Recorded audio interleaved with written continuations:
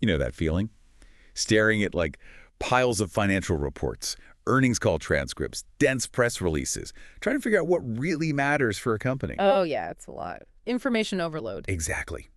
So today, we're doing that heavy lifting for you. Think of it as a shortcut to getting truly well-informed, maybe with a few surprises and aha moments mixed in. Sounds good.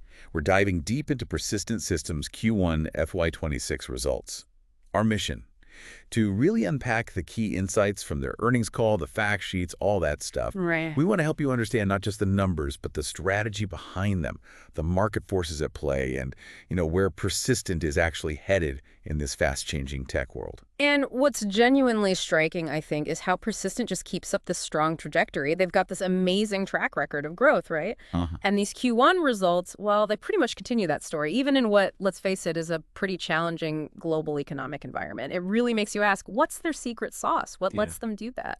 Absolutely. Consistency is definitely the word. So let's unpack this, starting with the headline numbers for Q1 FY26.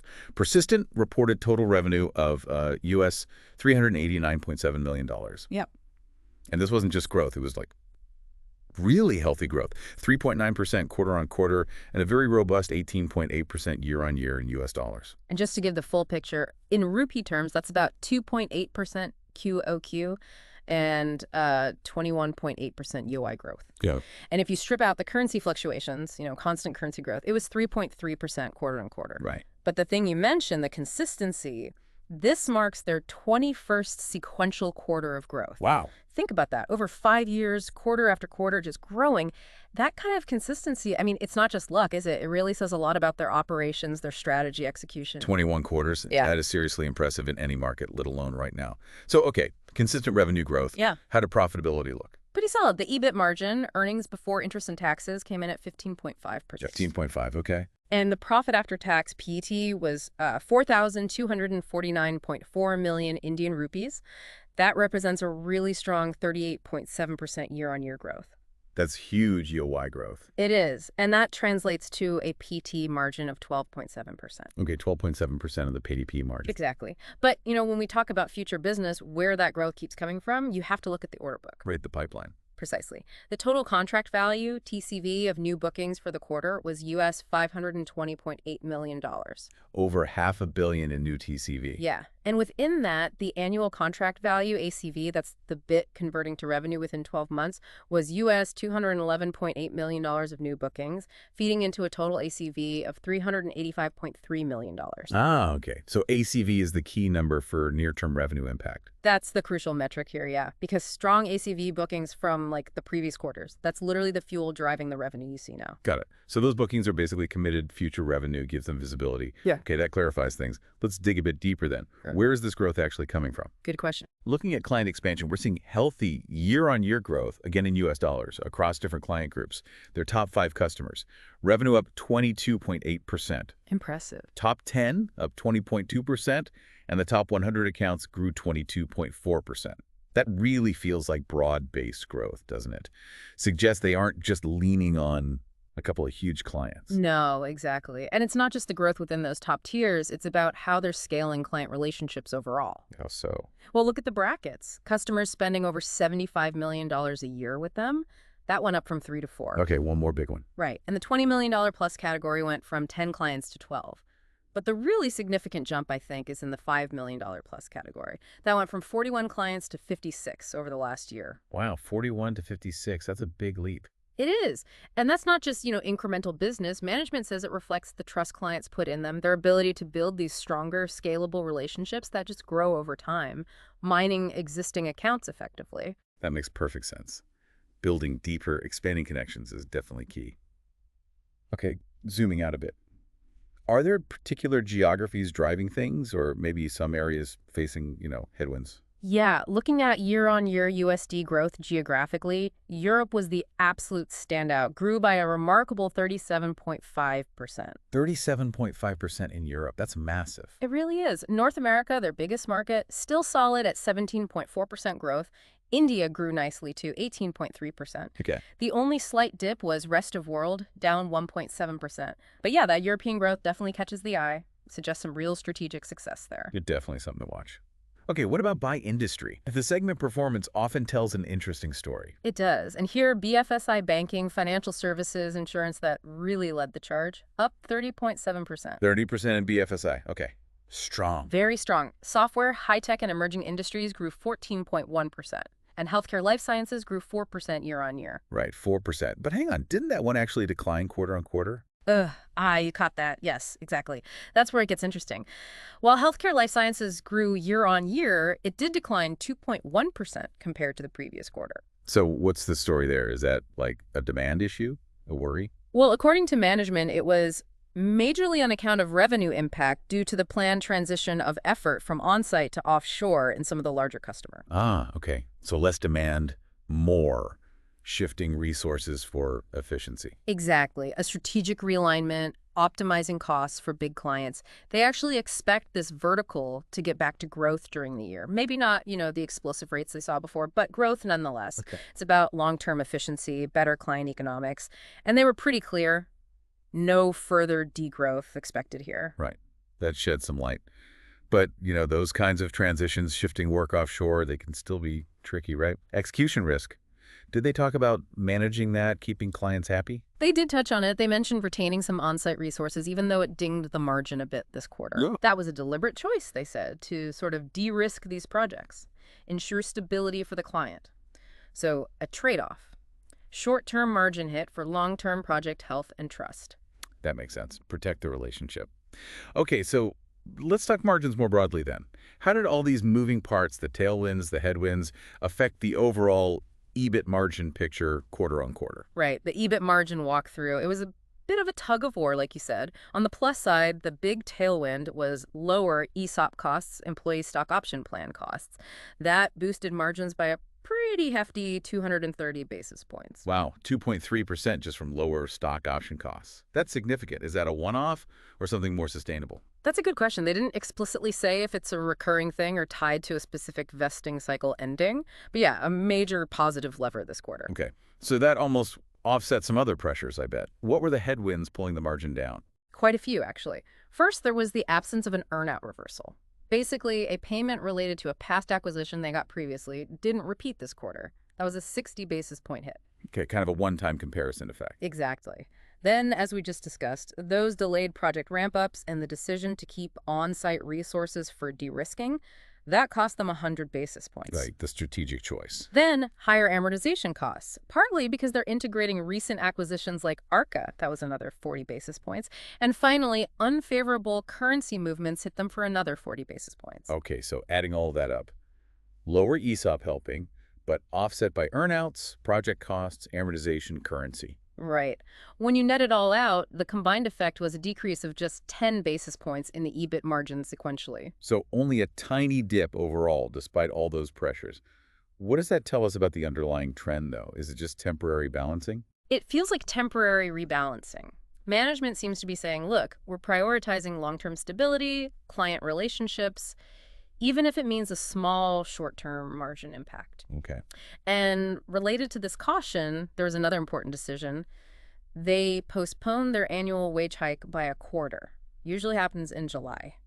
Ah, interesting. Pushed it back. Yeah, they described it as a cautionary measure, to be prudent given the current uncertain business scenario. Gives them flexibility. Makes sense in a cautious environment. Yeah. But delaying wage hikes, Yeah.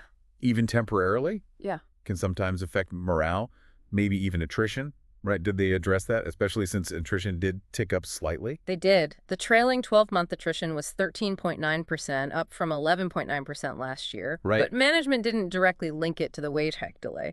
They pointed more towards the general competitive landscape competition from global capability centers, the GCCs, and product companies poaching talent. Okay, so they see it more as external market pressure. Seems so. They view the postponement as just a necessary, prudent step given the broader industry uncertainty right now. Okay, that's a fascinating dynamic. Now let's pivot. We have to talk about AI. It's everywhere. What's Persistent Systems' core strategy in this, AI revolution? Right.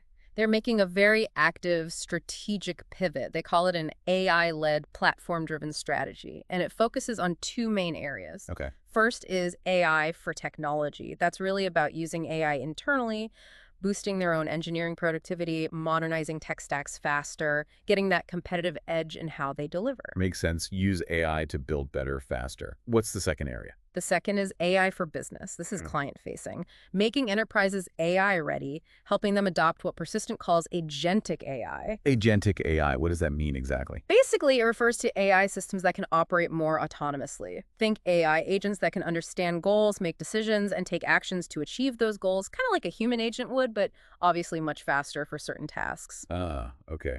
So more proactive AI. Exactly, to reimagine business processes, customer experiences, operations, the whole shebang. That sounds pretty comprehensive, both internal and external focus. Are there specific initiatives or platforms they're highlighting that, bring this strategy to life? Yeah, definitely. A key one is the recent launch of SaaS VA 3.0. SaaS VA 3.0. Right. It's a big upgrade to their AI-powered digital engineering platform. It uses both generative AI, like we hear about all the time, but also deterministic AI for reliability. It streamlines the whole software development lifecycle from defining the product right through to support. They say it delivers significant productivity needs. Okay. And here's a cool detail. They actually built SaaS VA 3.0 using SaaS VA itself. Ah, eating their own dog food, as they say. Exactly. It demonstrates that self-improving productivity promise they talk about. It shows confidence in their own tech. That is a powerful statement. What about broader innovation? Are they filing patents, doing R&D? Clearly investing heavily. They've filed for over 55 patents now in core and emerging AI areas. That's up significantly from 35 just last quarter, Q4 FY25. 55 patents. Wow. Yeah, covering things like data intelligence, AI infrastructure, autonomous agents. It shows a real commitment to being on the cutting edge. Okay, so can you give us a real-world example? How is this AI for tech actually helping a client, making a tangible difference? Sure. There was a large capital market software provider. Persistent used SaaSFA's AI assistants to rebuild their core risk management platform. They did it in less than 6 months. 6 months for a core risk platform. Yeah. Compare that to over 18 months using traditional methods. The result: massively accelerated tech remediation for the client and, importantly, faster revenue generation for them, too. That's a concrete speed advantage from AI. That is genuinely remarkable. Okay, and on the AI for business side, what about those agentic AI solutions? Any examples in action? Yeah, a couple of good ones. In financial services, they built an underwriter agent. It sits on the Salesforce Agentforce platform and automates the first pass of loan document verification and decision-making. Ah, taking the routine work off human underwriters. Precisely. Makes the human underwriters much more efficient. Then, in healthcare, there's the Symmetra agent. It uses Google's agentic platforms to speed up scientific discovery. It also works with their own PI, OmniKG. OmniKG. It's their proprietary knowledge graph. Think of it like a super smart, interconnected database for scientific info. The agent helps researchers navigate and pull insights from it much faster. Very cool. It sounds like they're really embedding AI deeply to create both efficiency and new capabilities. They also mentioned a digital trust layer. What's that about, especially with AI? That's crucial. They're really emphasizing their investment in this digital trust layer. It covers responsible AI, security, governance, all the tricky stuff. Right, the ethics, bias, privacy concerns. Exactly. They strengthen this capability with the Arca acquisition, and it's integrated across their platforms. In today's world, with all the questions around AI, having that robust trust layer is absolutely vital for client confidence and ensuring AI is used ethically and securely. No question, that's table stakes now. Okay, let's shift gears a bit. Talent, leadership. You mentioned the attrition tick up earlier. What's the overall headcount situation? Total headcount stood at 25,340. That's an increase of 746 people quarter on quarter, so still growing the team. Still adding people. Yep. And that trailing 12-month attrition figure was 13.9%, up from 11.9% last year. But again, management points mainly to those external competitive pressures from GCCs and product companies. Okay. And leadership. Any big changes at the top? Yes, a couple of planned transitions. Yogesh Petgankar, the Chief People Officer, is retiring at the end of July 2025. Okay. Rajiv Naithani, who actually joined back in February 2025, will step into the CPO role from August 1st. And significantly, his focus is specifically mentioned as AI-driven talent transformation. Ah, tying HR directly into the AI strategy. Smart. Exactly. Also, they brought in a new Chief Marketing Officer, Shimona Chadha. She's based in their New Jersey office and will drive their global marketing strategy. Good to see that planned succession and strategic hires. And the company itself hit a pretty big milestone, didn't they? They did. They just celebrated their 15th anniversary of going IPO. 15 years public. That's quite a journey. It is a real marker of their growth. They actually rang the closing bell at the Nasdaq Q Tower in New York to celebrate. Nice. And they're set to ring the closing bell at the National Stock Exchange in India on July 24th, too. So really marking the occasion globally. That's a fantastic achievement. Definitely highlights their global presence. Yes. Now, beyond the numbers and strategy, it sounds like Persistent is also getting a lot of external recognition, winning awards. Oh, yeah, they're cleaning up. The list of accolades reinforces their industry standing. Like what? Well, their founder and chairman, Dr. Anand Pandey, got the Eminent Engineers Award 2024. Persistent itself was named the fastest-growing Indian IT services brand by Brand Finance. Get this, 468% brand value growth since 2020. 468%? Incredible, right? Shows strong market perception. They were also recognized as a leader by ISG for digital engineering services and by Everest Group for talent readiness in next-gen apps. That speaks directly to their capabilities and how they develop their people. That's quite a list. Very comprehensive recognition. Seems like they're hitting the right notes financially, strategically, and even ethically. Yeah, and on the ethics governance side, they were acknowledged as the most honored company in Extel's 2025 Asia Executive Team Survey, ranking #1 for Best CEO, Board of Directors, and overall ESG, plus a Climate Action Award and recognition as Best Employer Emerging Inclusive Companies. Okay, that paints a picture of a company firing on multiple cylinders. So, with all that context, let's look ahead. What's management's outlook? How are they addressing investor questions, especially given the, cautious global climate? Management sounded satisfied, maybe cautiously optimistic. They acknowledged the increased caution they saw from customers due to macro and geopolitical uncertainty, but we're still pleased with Q1. And they're sticking to their big goal, reaching $2 billion in revenue by the end of FY27. $2 billion by FY27. That's ambitious. It implies a compounded annual growth rate of around 19–20%. They plan to get there through a mix of organic growth and what they call tuck-in acquisitions, maybe even some larger deals in Europe. Okay. But analysts did point out the sequential growth slowed a bit this quarter, even if Yoe was strong. How did management react to concerns about the pace? They were quick to say they don't give forward-looking guidance, standard practice for many. Sure. But they did point to a healthy order book and pipeline as positive signs. They emphasized that decision-making across the whole industry has slowed down. It's not just them, it's broader caution among clients making calls. So it's the environment, not their specific pipeline, causing the slightly slower sequential pace. That seems to be their message, yeah. Less about their ability to win deals, more about clients taking longer to sign off. Okay. And what about that healthcare vertical specifically, given the Q-on-Q dip? What's the outlook there? They expect healthcare life sciences to be a growth vertical for the full year. They explicitly confirmed no further degrowth. Okay, so they see Q1 as the bottom for that segment's dip. Seems so. They did acknowledge external factors playing a role, things like tariff situations, uncertainty around research funding. That's making some clients in that sector focus on Plan B for cost control and maybe consolidating vendors.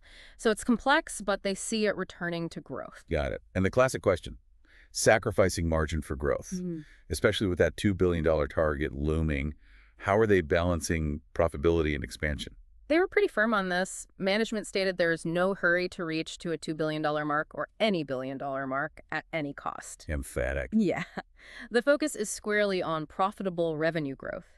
They said they'd only consider small margin dilutions and only take a prudent call if it was necessary to build capabilities for much larger strategic deals later on. So capability building might justify a small temporary hit, but not just chasing revenue for size. Exactly. They stressed it's about bringing strong capabilities, delivering value, not just hitting a number. Profitable growth is the mantra. Okay, so wrapping this up, we've really seen a picture of Persistent Systems navigating these uncertain global waters pretty effectively. Solid financials, strategic bets on AI transformation, both for themselves and clients, and a clear focus on profitable growth. Yeah, and that dedication to deep client relationships, the partnerships, the talent strategy, it really seems to be paying off, doesn't it, despite the headwinds? It does. So in a world grappling with economic uncertainty and these huge tech shifts, you see Persistent actively pivoting to this AI-led platform-driven strategy. It's not just about internal tweaks. It's about fundamentally trying to transform their clients' businesses. Right, redefining what's possible with technology. Which leaves us with a thought, maybe a provocative one for you listening. What does it really take for a company today to not just adapt to something like AI, but to actually redefine its industry, to truly embed these next-gen technologies into every single layer of how they operate and partner with clients, setting a completely new standard for value? That's the big question, isn't it? Moving beyond just using the tech to actually leading with it, something to ponder.